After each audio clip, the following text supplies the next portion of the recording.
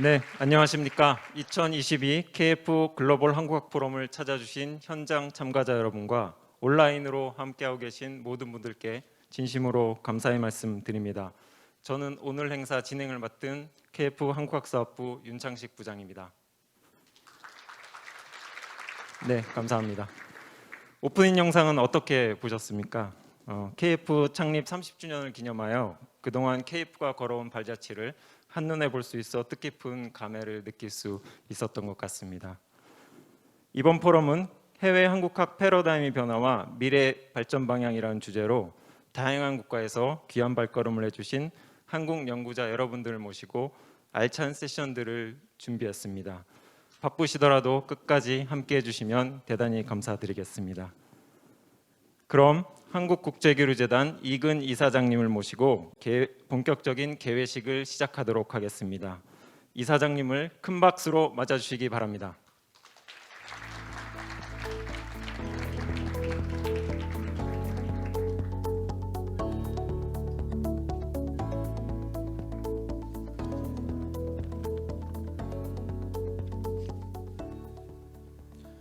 네, 안녕하세요.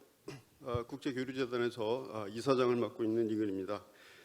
먼저 존경하는 이도훈 외교부 차관님, 존경하는 한경구 유네스코 한국위원회 사무총장님, 존경하는 존 던칸 UCLA 명예교수님, 그리고 이 자리에 참석해 주신 국내외 한국 연구 학자 및 관계자 여러분 안녕하십니까? 반갑습니다.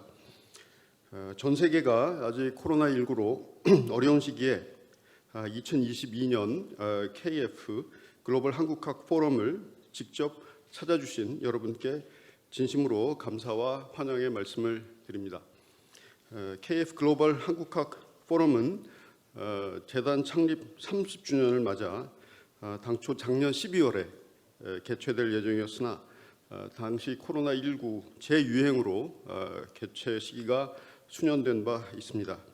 그리고 드디어 오늘 국내외 한국학 전문가 100여 분을 모시고 순조롭게 행사를 개최할 수 있게 되어 매우 다행스럽고 기쁘게 생각합니다. 한국국제교류재단은 1991년 설립된 이래로 대한민국의 매력을 전 세계에 알리고 국제사회에서 상호 우호적인 협력관계가 형성될 수 있도록 종합적이고 체계적인 공공외교 사업을 꾸준히 전개해 오고 있습니다. 해외 유수대학의 한국학 교육과 연구 기반을 마련하는 해외 한국학 지원 사업은 재단이 설립 초기부터 가장 공을 들여온 핵심 사업입니다. 재단 설립 초기인 1990년대에는 교수직 설치, 객원 교수 파견 등 한국학 강좌 운영 사업과 연구자 육성을 위한 각종 펠로우십 사업을 신설하여 지금의 한국학 지원 사업의 골격을 갖춘 그런 시기였습니다.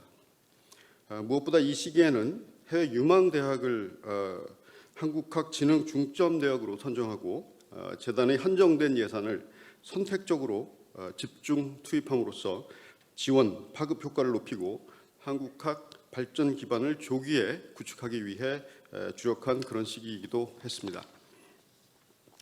2000년대에 들어와서는 한국 연구 신진학자 육성과 한국 연구 기반 확대를 위해 박사 후 연구 펠로우십, 한국 연구 자료 지원 사업 등이 신설되었고 그간 미주, 유럽 지역에 집중되었던 한국학 지원 사업을 동남아, 중남미 지역까지 본격 확대함으로써 지역별 한국학의 균형 발전을 도모하였습니다. 2010년 이후는 한류 확산 등에 힘입어 전 세계적으로 한국에 대한 학습 수요가 증가하기 시작한 시기로 당시 한국학 강좌 수요 대비 이를 담당할 교원 부족 문제가 대두되기 시작하여서 재단은 그간 쌓아온 국내외 대학 네트워크와 한국의 발전된 IT 기술을 접목해 온라인 한국학 강좌 제공 사업인 KF 글로벌 e스쿨 사업을 2011년에 선제적으로 론칭한 바 있습니다. 이렇게 재단이 지난 30년간 해외 한국학 지원 사업을 꾸준히 추진한 결과 현재까지 전 세계 20개국 98개 대학에 153석의 한국학 교수직이 설치되었고 8,200여 명의 연구자들에게 KF 펠로우십을 제공하였으며 연간 3만 5천여 명의 학위과정 학생들에게 맞춤형 한국학 강좌를 제공하고 있습니다. 무엇보다 저는 해외 출장 기회에 재단 지원 프로그램을 통해 배출된 인재들이 세계 각지에서 한국과의 관계 증진에 일익을 담당하고 있음을 직접 목격할 때마다 재단 구성원으로서 무한한 긍지와 보람을 느끼고 있습니다. 참가자 여러분, 해외 한국학 패러다임의 변화와 미래 발전 방향을 주제로 개최되는 이번 포럼은 그간 KF가 심혈을 기울여 추진해온 해외 한국학 진흥 사업의 성과를 다 함께 짚어보고 앞으로 나아가야 할 방향을 정립하기 위해 각 분야 전문가의 의견을 경청하고자 마련된 자리입니다. 저는 개인적으로 한국학이 좁은 분과 학문이 아니라 보다 일반적인 사회과학, 인문과학으로 진화하고 다른 연구 분야에도 이론적, 경험적 인사이트를 주는 학문이 될 수 있을지 궁금합니다. 오늘 그 단초를 얻었으면 좋겠다는 생각을 합니다. 아울러 최근 K-팝에서부터 드라마, 영화에 이르기까지 한국의 콘텐츠가 전 세계적인 주목을 받고 있는 시기에 이번 포럼이 한국에 대한 해외 대중의 늘어난 관심을 토대로 해외 한국학의 지속 가능한 생태계 구축 방안을 심도 있게 논의하는 장이 되기를 기대합니다.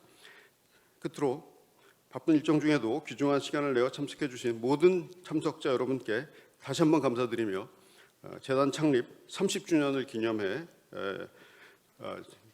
오늘 열리는 이번 행사에서 참가자 여러분들도 뜻깊은 시간을 보내시기를 바랍니다. 감사합니다.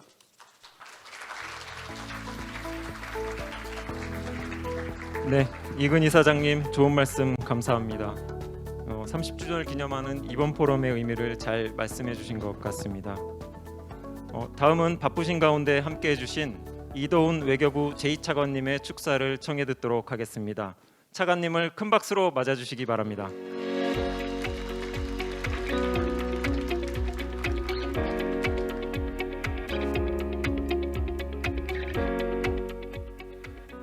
네, 외교부 제2차관입니다. 이근 한국국제교류재단 이사장님, 한경구 유네스코 한국위원회 사무총장님, 그리고 존 던컨 명예교수님, 내외 기분 여러분, 무더위에도 불구하고 오늘 많은 참석자분들을 모시고 한국교류재단의 한국학 글로벌 포럼 행사를 갖게 된 것을 매우 기쁘게 생각합니다. 비록 한 해 연기가 되었지만 작년 창립 30주년을 기념하기 위한 이번 포럼 개최를 진심으로 축하드립니다. 1991년에 창립된 한국국제교류재단의 역사는 우리가 같은 해 유엔에 가입한 한국의 발전 과정과도 궤를 같이 하고 있습니다. 유엔 가입 이후 지난 30년 동안 높아진 한국의 위상만큼이나 한국어와 한국학에 대한 국제사회의 관심과 연구 또한 괄목할 만한 진전을 이루었습니다. 이 과정에서 한국국제교류재단은 외교부가 지정한 유일한 공공외교 시행 기관으로서 글로벌 한국학 진흥에 앞장서 왔습니다. 규모 면에서 107개국 1,412개 대학에서 한국학 강좌가 설치되었습니다. 해외 주요 대학들은 150개의 한국학 석좌 교수직이 설치되었습니다. 또한 질적인 측면에서도 한국학은 과거 한국어, 한국 역사 교육 위주에서 경제개발 전략이라든지 민주화 경험, 과학기술 혁신 정책 등 다양한 분야로 확대되고 있습니다. 내외 기분 여러분, 과거 한국하면 떠오르는 이미지가 북한 핵 문제, 전쟁 같은 한반도 문제에 집중되어 있다면 최근에는 한국 문화와 과학기술 혁신 등으로 변화하고 있음을 체감할 수 있습니다. 이처럼 한국에 대한 관심과 기대는 한류 콘텐츠를 넘어서 지구촌 미래를 위한 한국의 기여로 커지고 있습니다. 우리에게 새로운 책임을 요구하고 있습니다. 이러한 요구에 대해 우리 정부는 자유, 평화, 번영에 기여하는 글로벌 중추국가라는 비전 아래서 한국이 전환기 국제질서, 규범 창출에 어떻게 기여할 수 있을 것인가에 대해 진지하게 고민하고 있습니다.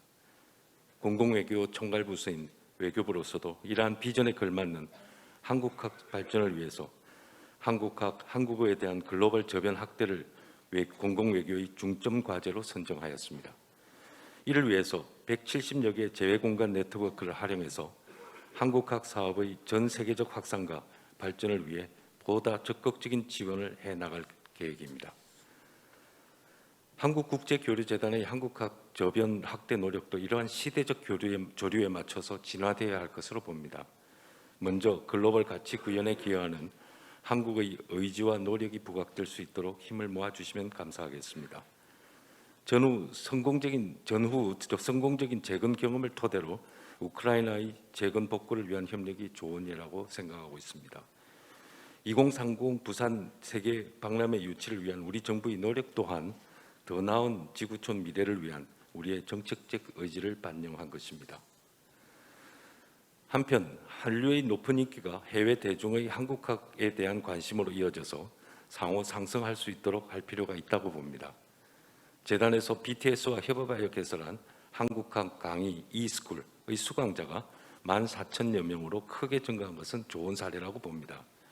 아울러서 과학기술 혁신의 강국으로서 메타버스 그리고 AI 등 다양한 디지털 기술을 활용한 창의적인 한국학 보급 방식의 확대를 위해서 노력해 주시면 감사하겠습니다. 코로나가 다시 확산되고 있는 어려운 상황에서도 이러한 행사의 성공적 개최를 위해 애써주신 한국국제교류재단의 노고를 치하하면서 앞으로도 한국학 진흥의 발전을 위해서 진흥과 발전을 위해서 애써주기를 바랍니다. 외교부도 힘껏 지원하겠습니다. 감사합니다. 네, 차관님 좋은 말씀 감사합니다. 재단이 시행하고 있는 해외 한국학 진흥 사업의 의미와 앞으로의 과제를 잘 말씀해 주신 것 같습니다.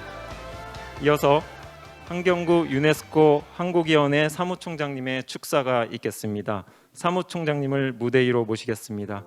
큰 박수 부탁드립니다.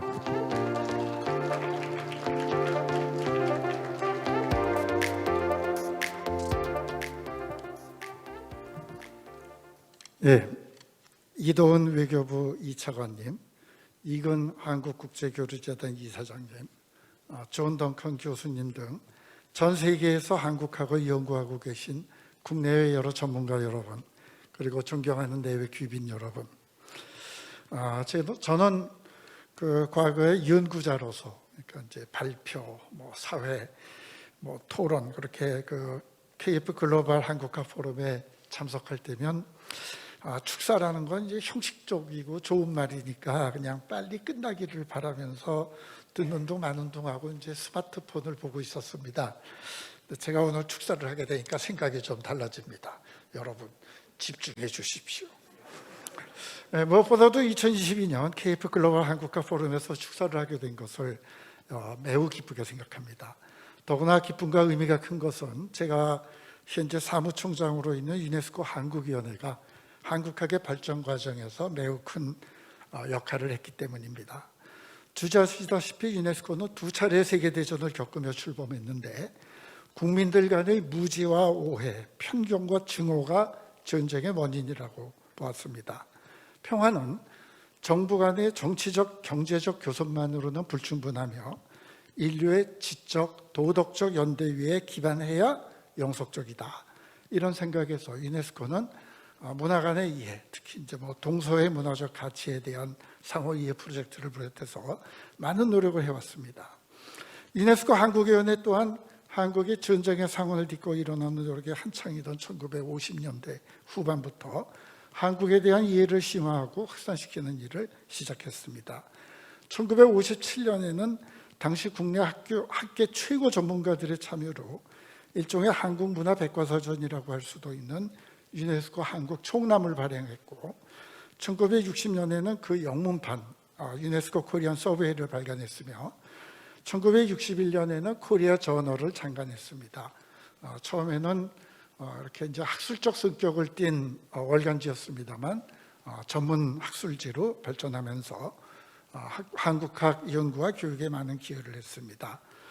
그러나 한국 사회의 각 분야가 눈부시게 발전하고 또 한국국제교류재단 등 해외 한국학을 전문으로 지원하는 기관이 성장함에 따라 유네스코 한국위원회는 이제 그런 사업들을 되게 정리하고 이관을 하게 됐습니다.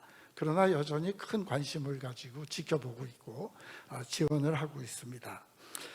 한국학은 일제강점기에 조선학으로 출발했다는 쓰라린 과거를 가지고 있습니다.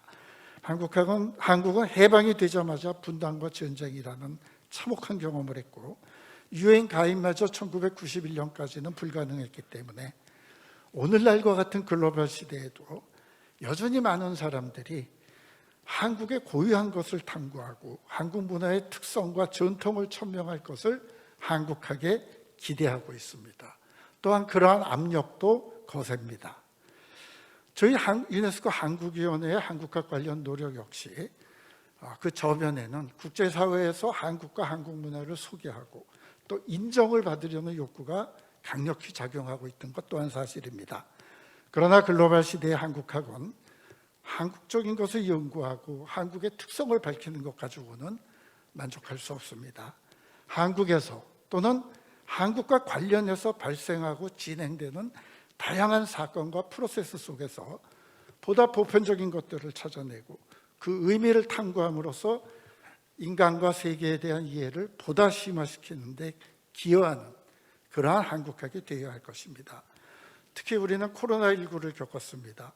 국가와 민족의 경계, 개인과 집단의 아이덴티티와 인류 공동체, 로컬과 글로벌의 관계, 여기에 대한 깊은 성찰의 기회를 가진 후에 개최되는 오늘의 글로벌 한국학 포럼은 미래 한국학의 방향을 모색하는 매우 뜻깊은 자리가 될 것이라 믿습니다. 한국학이 북한, 재외한인, 이민자 등을 아우르면서 지속적으로 새로운 주제와 이슈를 제기하고 이론적 논의를 선도하면서 역동적으로 발전하기를 기대합니다. 이러한 한국학이야말로 진정으로 훌륭한 공공외교의 중요한 일부가 될 수 있을 것입니다. 한국학이 단순히 국가 이미지나 브랜드를 높이는 수준을 넘어서 인류의 지적, 도덕적 연대를 든든히 하는데 공헌할 수 있도록, 그렇게 발전할 수 있도록 외교부와 한국국제교류재단의 아낌없는 노력과 지원을 기대합니다. 오늘 참가해 주신 모든 분들께 깊이 감사드리면서 축사를 마치도록 하겠습니다. 감사합니다.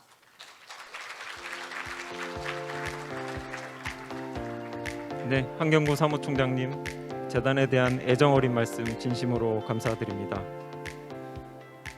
이제 많은 분들께서 기대하고 계시는 기조 연설 시간입니다. 오늘 기조 연설 연사로 모신 분은 미국 UCLA 동아시아 언어문화 역사학과 명예교수이신 존 던컨 교수님이십니다.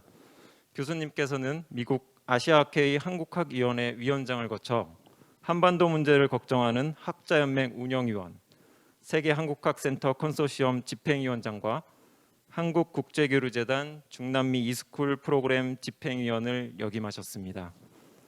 2019년 은퇴 이후 현재까지도 한국학에 대한 여러 연구활동을 활발하게 하고 계십니다. 그럼 존 던컨 교수님을 무대 위로 모시겠습니다. 교수님께 큰 박수 부탁드립니다.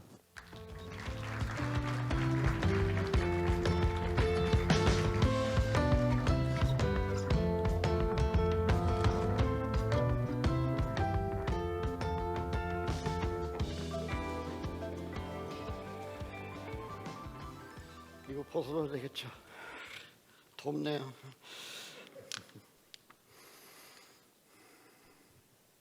Good morning. And 안녕하세요. 지금까지 이근 이사장님을 비롯하여 모두가 한국말로 말씀을 하셨으니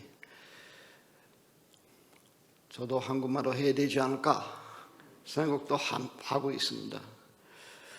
그러나 연설문은 영어로 준비를 했었고 또한 한국에 들어온 지가 지금 3년이나 됐으니 한국말이 많이 서투러진 것 같습니다.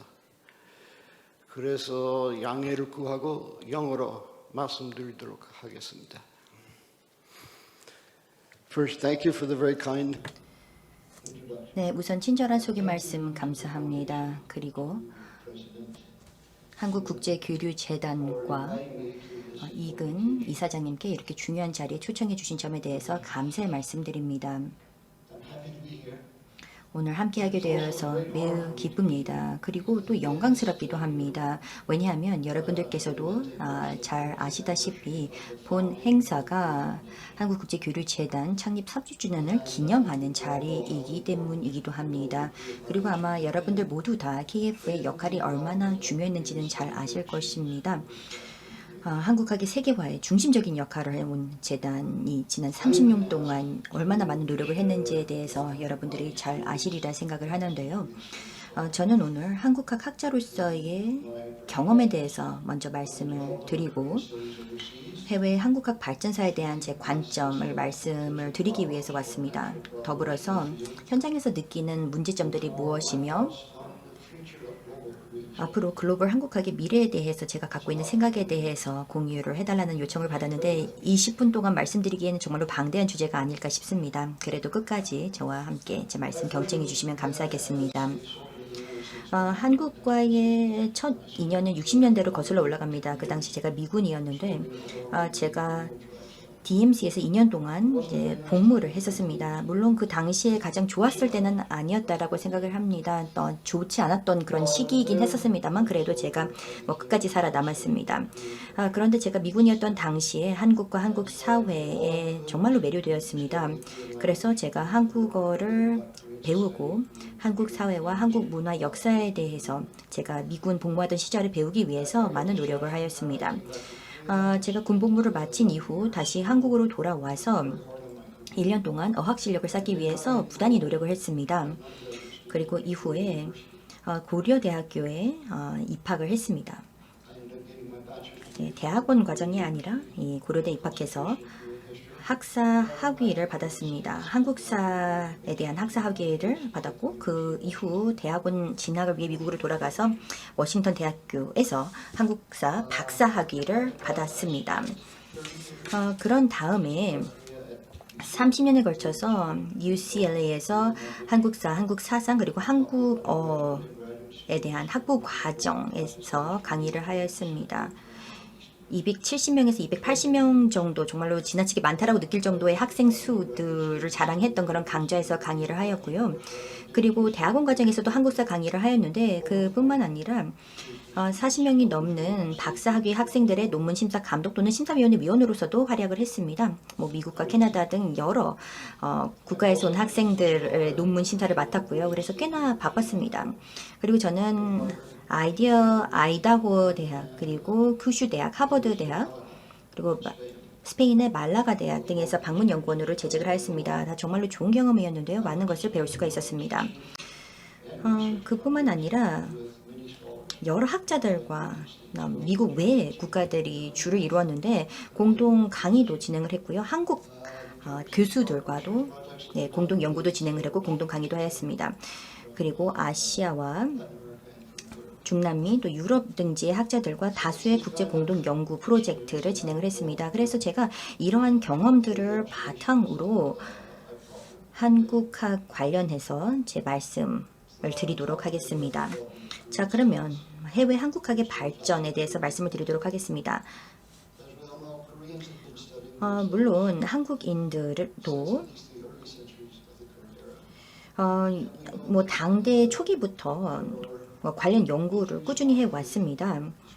그리고 한국 관련된 기록이 중국의 그 초기 시절에서의 관련된 역사적인 기록을 찾을 수가 있었는데요. 하지만 19세기 말에서 20세기 초가 되어서야 일제강점기의 학자들 그리고 서구 선교사 언론인들에 의해서 한국의 연구가 시작되었다고 볼 수가 있겠습니다. 그리고 20세기 중반이 되어서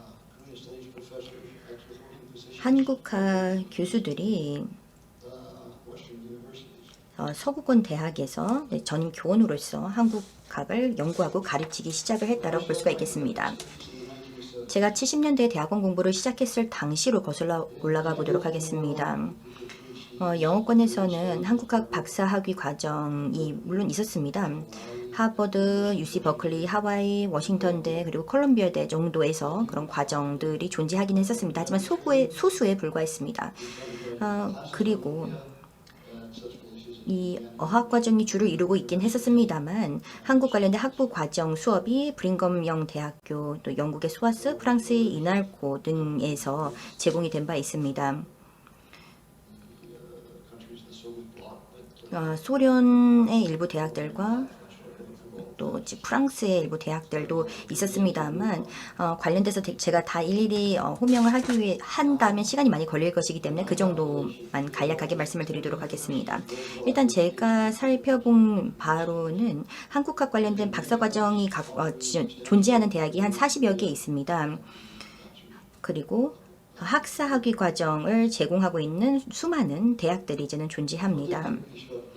그런데 한 가지 제가 정말로 놀랐던 이유에 대해서 말씀을 드리자면, 물론 이건 제 관찰한 바입니다만 중국과 일본, 미국 3개국만 합쳐 보아도 약 700개가 넘는 대학들, 여기에서는 커뮤니티 컬리지도 포함이 되어 있습니다만 700개 이상의 대학에서 한국어에 대한 학부 과정을 개설하고 있다는 것입니다. 3개국만 700개의 대학에서 한국어 과정을 개설했다는 점 자체는 정말 대단한 숫자라고 생각을 합니다. 그럼 이렇게 한국학에 대한 빠른 성장을 어떻게 설명을 할 수가 있을까요? 제가 70년대 대학원 공부 시작했을 당시 대비해서 정말 급속하게 성장을 했습니다.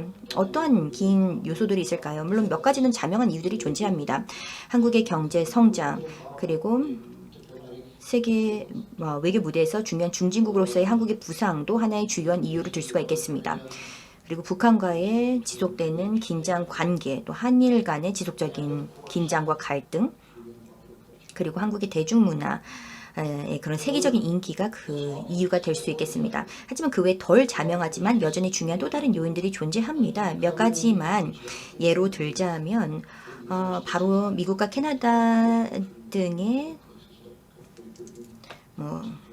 국가, 그리고 영국, 프랑스, 독일도 마찬가지일 텐데 그 한국 이민자 자녀들이 이제 성인이 되면서 상황이 달라졌습니다. 1.5세대라고 볼 수가 있겠죠. 이민자 1.5세대의 자녀들이 80년대에 미국 대학에 진학을 하면서 살펴보니 일본과 중국학은 존재하지만 한국학이 존재하지 않는다라는 점이 확인이 되면서 관련된 강좌를 요구하기 시작을 했습니다.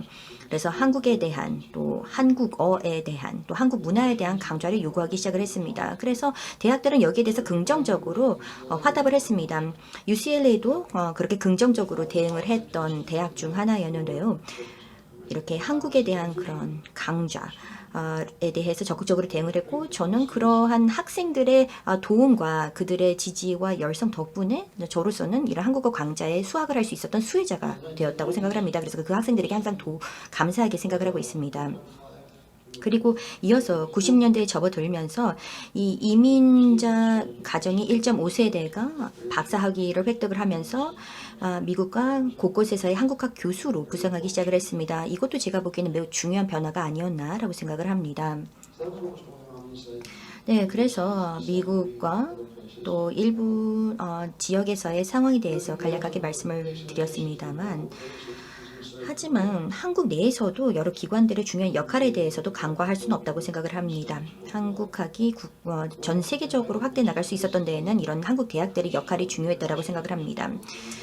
예를 들어서 학부과정, 그리고 대학원 과정으로서 여러 국제학부들을 신설을 하기 시작을 하였는데요. 그리고 또 한국 대학들이 외국 대학들과 학부와 대학원 교환학생 프로그램에도 적극적으로 임하기 시작을 했습니다. 그리고 한국 교수진이 특히 외국 학자와 외국 교수들과 공동 연구에도 적극적으로 참여를 하고 있습니다. 그래서 이런 모든 노력들이 전반적으로 이 한국학의 위상을 격상시키는 데 큰 일조를 했다고 생각을 합니다. 그리고 80년대에 한국연구재단 준정부 기관으로서 한국에 관심 있는 외국 학자들에게 지원을 제공하기 시작을 했던 것도 도움이 되었다고 생각을 합니다.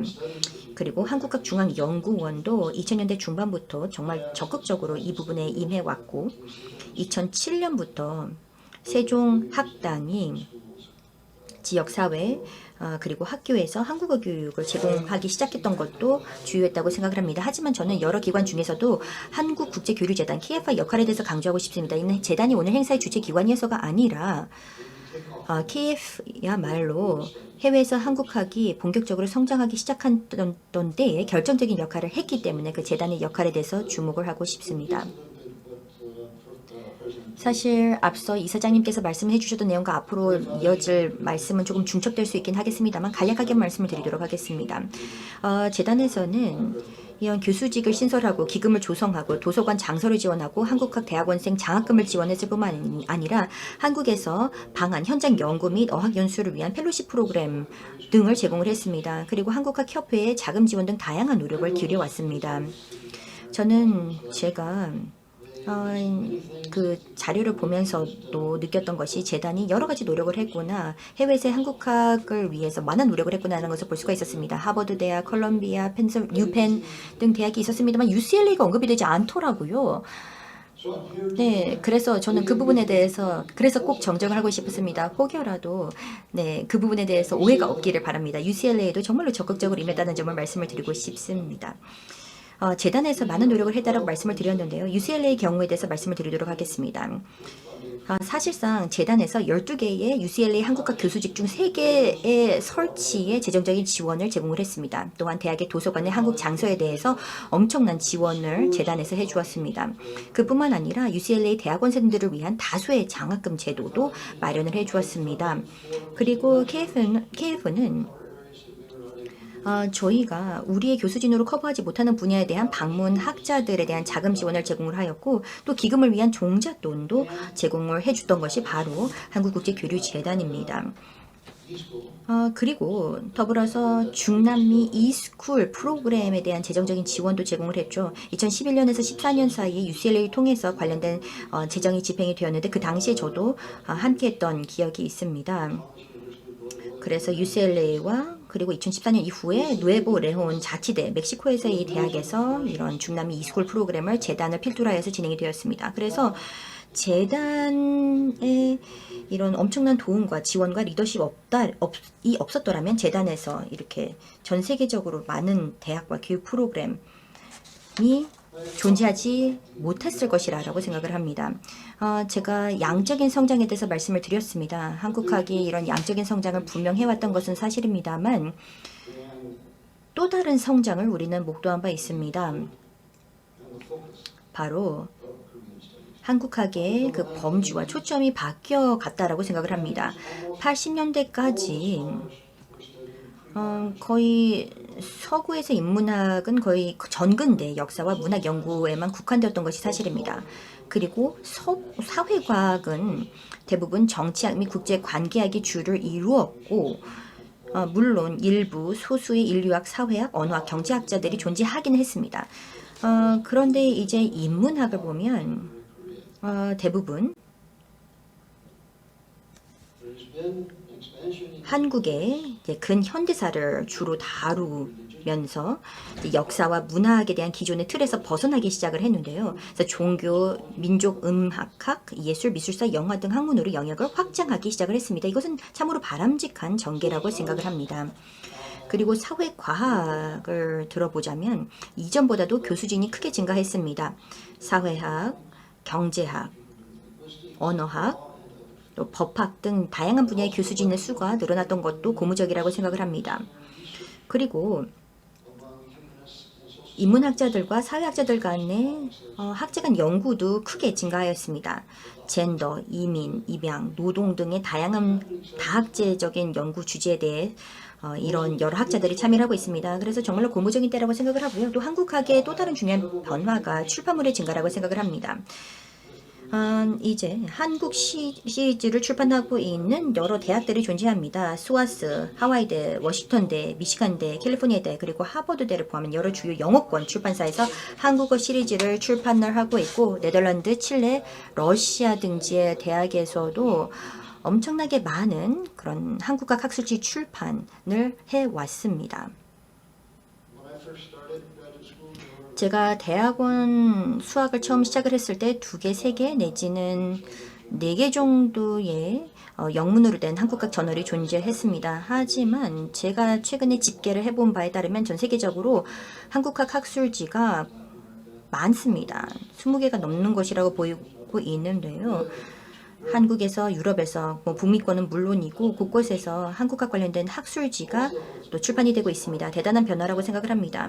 그리고 한국 관련된 논문들이 이제는 한국학 전용 학술지가 아닌 다른 학술지에서도 보다 많이 게재가 되고 있는데 이것도 정말로 주목할 만한 점이라고 생각을 합니다. 이 한국학을 다양한 그런 학제의 그 인지도를 높이는데 노력이 필요하다고 생각합니다.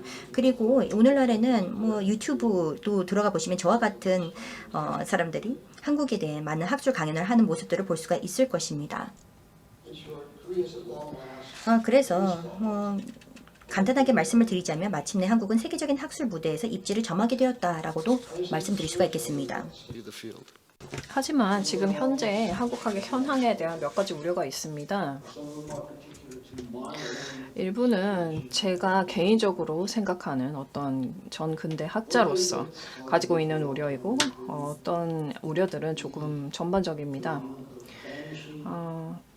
특히 제가 우려하는 것은 한국학 과정과 또 그 교수직이 사라지고 있다는 것입니다. 저는 프로그램이 사라지는 모습들을 많이 목도했습니다. 특히 어떤 핵심 교원이 퇴직을 하거나 다른 대학으로 이직을 하게 될 때 그렇게 많은 현상들이 나타나는데요. 또 KF를 비롯한 한국 기관들도 이 현상에 대해서 우려하시고 계실 겁니다만 대학마다 고유의 문화가 있고 또 우선순위와 정치와 정책이 있기 때문에 일괄적인 해결책을 찾기 어려우실 겁니다. 하지만 지금까지 살아남은 한국학 프로그램들을 보면 일단 창립 교원 여러분이 아주 잘 그 소속 학교의 행정부의 지원을 확보했다라는 것. 로버트 교수님도 굉장히 전문적으로 이 일을 잘 해내셨습니다. 그리고 아시아권을 연구하는 다른 동료들과 협력적인 관계를 잘 구축해 놓으신 점도 손꼽을 수 있습니다. 인도학이라든지 뭐 중국학 등이죠. 또한 학제 교과 과정으로서 한국학을 통합하고 사회학, 세계사 이러한 과정과 함께 공부할 수 있도록 제도를 마련했다는 점, 그리고 학생들이 적극적으로 한국학을 지원하도록 독려하고 행정부에게 이 프로그램이 꼭 필요한 것이다, 가치가 있다라고 알리도록 독려를 했던 것도 주요했습니다. 그래서 우리 모두 어떻게 하면 이제 시작되는 한국학이 앞으로도 계속 지속적으로 살아남고 우리 기관에 확립될 수 있을까를 고민해야 된다고 생각합니다. 네, 두 번째이자 또 세 번째라고 말씀드릴 수 있는 것. 핵심적인 내용은 최근 해외 한국학의 발전 불균형 문제입니다. 말씀드린 대로 초기에는 한국의 전근대를 선호하는 불균형이 있었지만 이제는 그렇지 않습니다. 그럴 만한 다양한 이유가 있는데요. 한국의 경제, 역동적인 대중문화,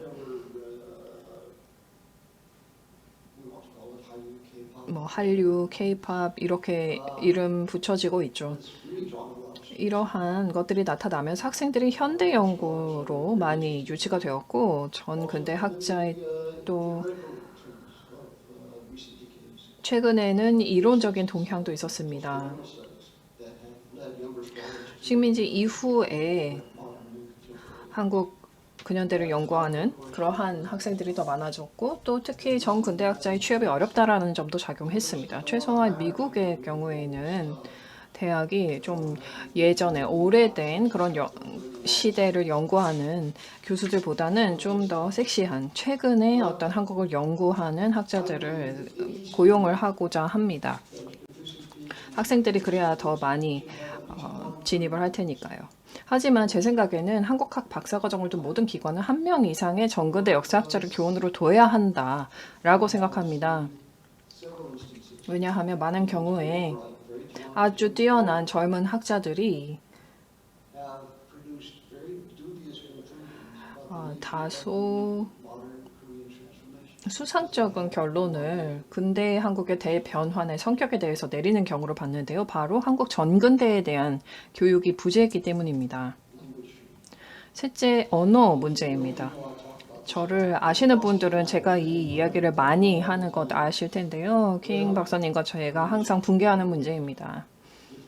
한국어가 다들 아시다시피 굉장히 배우기 어려운 언어입니다. 그리고 저와 같은 세대의 서구, 특히 미국의 한국학 학자들 중에 네, 아주 뛰어난 학자들이 많으십니다. 그리고 연구물도 뛰어납니다. 하지만 그렇게 되기까지 굉장히 오랜 시간이 걸렸습니다. 한국어를 잘 했지만 그럼에도 불구하고 많은 시간을 할애해서 사전을 찾거나 또 자신의 업무를 좀 문맥화하고 하는 과정이 필요했기 때문입니다. 그리고 거의 비극적이라고도 할 수 있는 것이 바로 이 우리 세대의 학자들은 한국 학자들과 적극적으로 활발한 교류를 하기가 어려웠기 때문입니다. 한국어로 된 논문을 작성하거나 학술 토의를 한국어로 하거나 하기가 어려웠기 때문입니다. 그 정도 수준의 한국어에 도달하지 못했던 것이죠. 그래서 아주 오랫동안 서구의 학자들이 한국의 역사를 바라보는 관점과 한국의 학자들이 한국 역사를 바라보는 관점 사이에 큰 갭이 있었습니다. 이제 미국에서 또 캐나다에서 나오는 대부분의 졸업생들 그리고 유럽도 마찬가지이지만 대부분의 박사과정 학생들은 이른바 1.5세대 한국계 미국인, 한국계 캐나다인들이 많습니다. 또는 한국 유학생들입니다.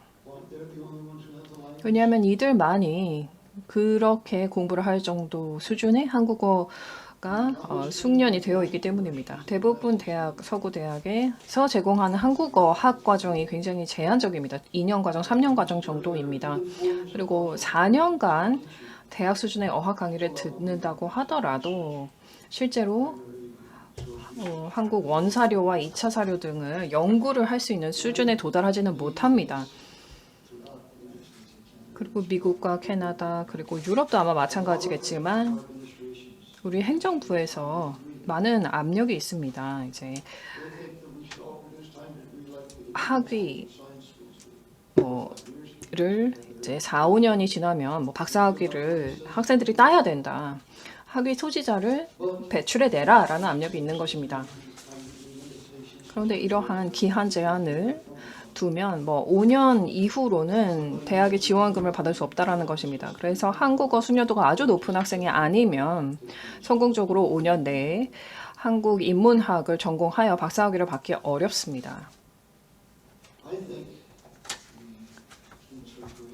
한국 학생들 그리고 한국계 미국 학생들이 정말 좋은 관점을 한국학에 가져다 주었다고 생각합니다. 그리고 박사학위 소지자들 중에 제가 가르쳤거나 제가 가장 자랑스럽게 생각하는 학생들 역시 한국계 미국인 또 한국 유학생 여러분이 많습니다. 하지만 여긴 조금 문제가 있다라고도 생각이 되는데요. 이렇게 되다 보면 전반적으로 한국학은 바로 한국에 대한 연구를 한국인을 위해서 하는 학문이다라는 어떤 넓은 관점이 생길 그런 위험이 있다는 겁니다. 그렇게 되면 진정한 어떤 한국학의 세계화가 어렵습니다. 아주 작은 코리아타운이 학계에 생기는 것처럼 한국인만 연구하는 것이 아니라 모두를 위한 한국학이 되어야 합니다. 또 한 가지 또 늘 말씀을 드리는 문제는 이번 기회에 다시 말씀드리겠습니다만 전 세계 한국학에 있어서 영문으로 된 특히 미국 학문의 지배적인 위치입니다. 주로 연구의 질 자체는 굉장히 뛰어납니다. 하지만 서구 특히 미국 환경에서 주로 생산되는 학문의 결과물인데요. 제 시대에는 냉전이 한창이었습니다. 그래서 그런 냉전 시절로 조성이 된 환경 속에서 한국학을 공부했던 것입니다. 그렇다고 해서 다 국제관계만 연구를 하거나 북한 공산주의만 연구를 했던 것은 아니지만 어떤 연구를 하더라도 미국의 학자들이 한국학을 연구할 때 현대화 이론 의 관점에서 왜 한국은 스스로 현대화하지 못했는가를 보고 또 조선시대를 들여다보면서 문제가 무엇이었는지를 분석했습니다. 그리고 한국의 어떤 고유의 특성은 무엇이 있었기에 현대화가 또 이렇게 차질을 빚었는가 이러한 것들을 봤습니다. 저 역시 이러한 부분을 연구했기 때문에 잘 알고 있습니다.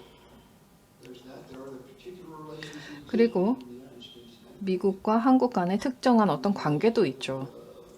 많은 부분에 있어서 어떤 문제점을 안고 있는 양국 관계이기도 합니다. 그리고 자유로운 상품과 자본, 문화의 흐름에 대한 미국의 이해관계도 있습니다. 이러한 요소들이 영향을 주어서 학문의 환경이 조성되었습니다. 따라서 한국에 대한 관점, 한국 연구가 의식적, 무의식적으로 미국의 이해관계에 영향을 받아서 진행이 됐습니다. 그리고 다른 국가의 연구자들 역시 이렇게 영문으로 된 연구물에 의지해서 각자 한국학을 연구하고 있습니다. 그런데 이렇게 되다 보면 저의 아주 가까운 동료, 멕시코 동료가 말씀해 주신 바와 같이 이렇게 되면 한국에 대한 자신만의 관점을 발전시키는 능력을 배양하는 데는 좀 제한적일 수밖에 없습니다. 우리 모두 미국에서 생산되는 이러한 연구물을 비판적으로 바라봐야 합니다. 그리고 미국, 일본, 중국, 러시아와 같이 강대국인 그러한 또 국가의 학자들은 우리 자신의 위치에 대해서 아주 좀 날카로운 의식이 있어야 됩니다. 네, 잔소리 많이 해서 죄송합니다. 이제 미래 전망에 대해서 말씀드리겠습니다. 미래에 대한 예측을 하는 것은 언제나 위험하기 때문에 아주 짧고 조심스럽게 말씀드리겠습니다. 최근 있었던 전 세계 한국학의 어떤 지난 30여 년간의 발전, 그리고 지금 한국 대중문화의 지속적인 인기를 감안했을 때 한국학이 계속 번성해 나가리라고 자신할 만합니다. 하지만 우리는 굉장히 격동기에 살고 있기 때문에 위협도 존재합니다. 정말 영원히 이어질 것 같은 코로나 팬데믹으로 인해서 우리가 정상적인 어떤 활동을 하기가 어렵습니다. 또 정상적인 학술 활동인 회의라든지 컨퍼런스를 열기가 어렵고, 화상으로 하는 회의들은 크게 만족스럽기가 어렵습니다.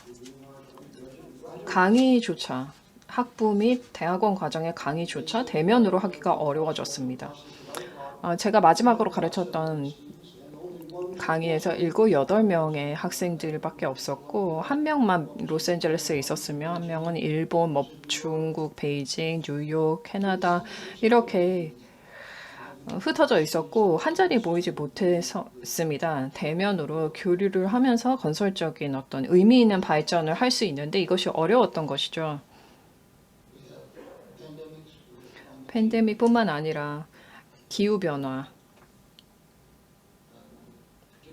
특히 제가 캘리포니아에 살기 때문에 이러한 문제를 잘 느끼고 있습니다. 호주에서도 마찬가지실 텐데요. 유럽의 동료분들도 기후변화에 좀 타격을 상당 기간 겪고 계실 겁니다. 어렵습니다. 그리고 이러한 현상으로 인해서 우리가 할 수 있는 일이 제한이 됩니다. 그런데 가장 우려스러운 것은